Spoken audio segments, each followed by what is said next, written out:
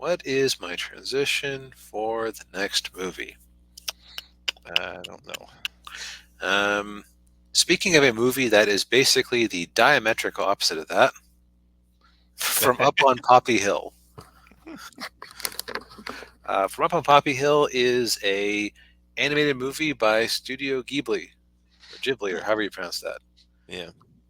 But what's interesting about this one is that just based on, okay, so a while back I had some expiring credit at a store. I saw this Blu-ray on the wall or on the website, wherever I bought it, if I don't recall. And Mhm. I said, I've never heard of this movie, but it looks like it must have been from like Hayao Miyazaki's younger days.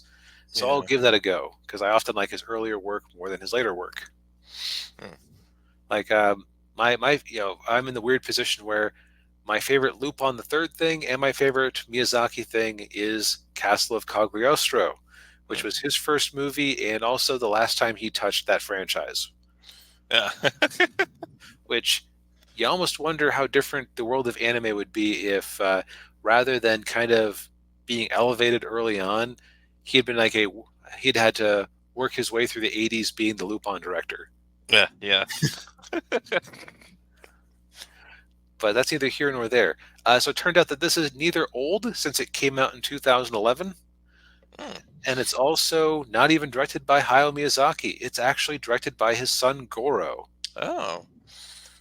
who Goro Miyazaki actually directed one of the, my opinion, worst anime movies ever made, Tales from Earthsea, Oh. where basically they decided to, they said, people liked Howl's Moving Castle. Let's adapt another American fantasy novel. We'll do the Ursula Le Guin's novels, and we'll just hand it off to the son of the director or the son of the company's founder, and make him have to do his first animated film, which is actually a fairly complicated series to adapt. Yeah. It didn't go well. Uh, ooh. Um, and okay, so here's the thing. Anytime you hear anybody ascribe anything to Hayao Miyazaki, there is an axe to grind of some sort, either positive or negative, because there are people who absolutely love him, and there are people who absolutely hate him. Mm. Uh, and also, there's the level where it's hard if you don't speak Japanese to go back and find the actual line and maybe understand the connotations of it. Mm. Like the classic quote you see from him: "Anime was a mistake." Yeah. That's a exaggeration of what he was saying by all accounts. Yeah. Yeah. I say this preface because apparently after seeing Tales from Earthsea, his response was, "Goro is not an adult yet." Oh. Uh-huh. Ooh. Okay. It's like, man. Ugh. So I guess this was Goro's second swing at the bat, Uh, and I think this one was much more within his grasp. okay. So this is actually, as far as I'm aware, it's an original story written by his father and another film and another screenwriter. Uh, it's very interesting because it doesn't necessarily have a super strong plot, Yeah. is how I'll put it. Um, it but it's very good at evoking an era, and that era is 1964 in Tokyo. Uh, the same year they were hosting the Summer Olympics. And what's interesting about it is that like they never actually get to the Olympics.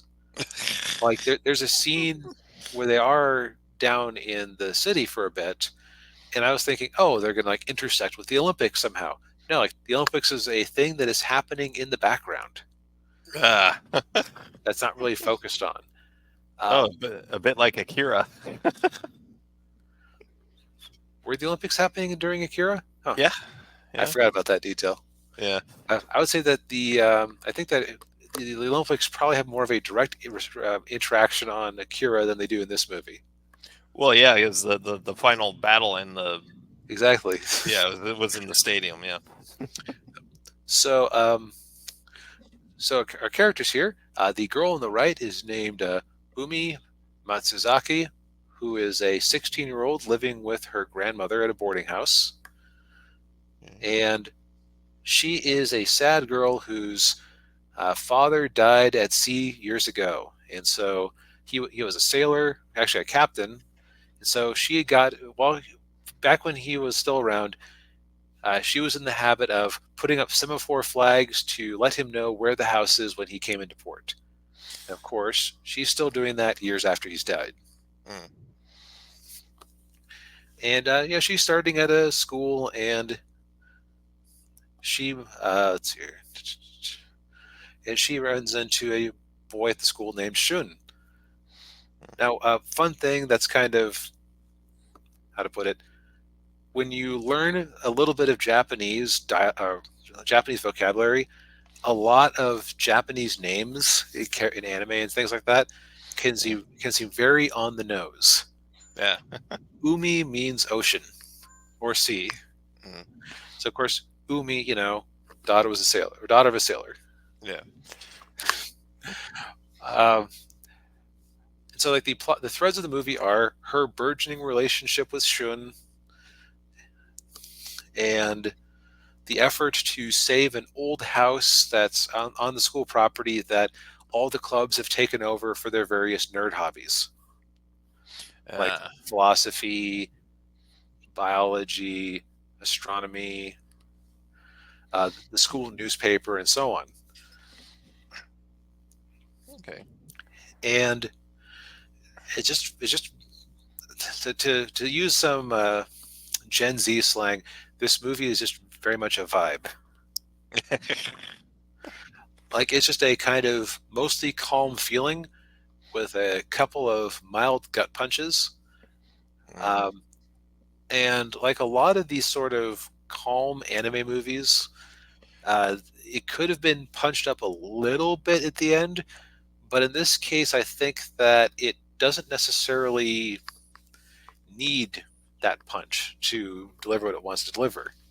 Mm. It's got interesting things going on, like uh, it's got pop music. And what's interesting about it is that uh, if they play the song Sukiyaki, which was a big hit that summer in Japan and America, Mm. they played the same song twice. And that struck out to me because most movies don't actually use the same song twice unless it's like a motif of the film. But Yeah. they played the song twice in two unconnected scenes, and I think it was just because it was a bit of realism. Because yeah, like if you have this song that's being played relentlessly on the radio, odds are you're going to hear it a million times in a summer. Yeah. At least in the days before Spotify, when you could pick whatever the heck you wanted to listen to at any given time. Yes.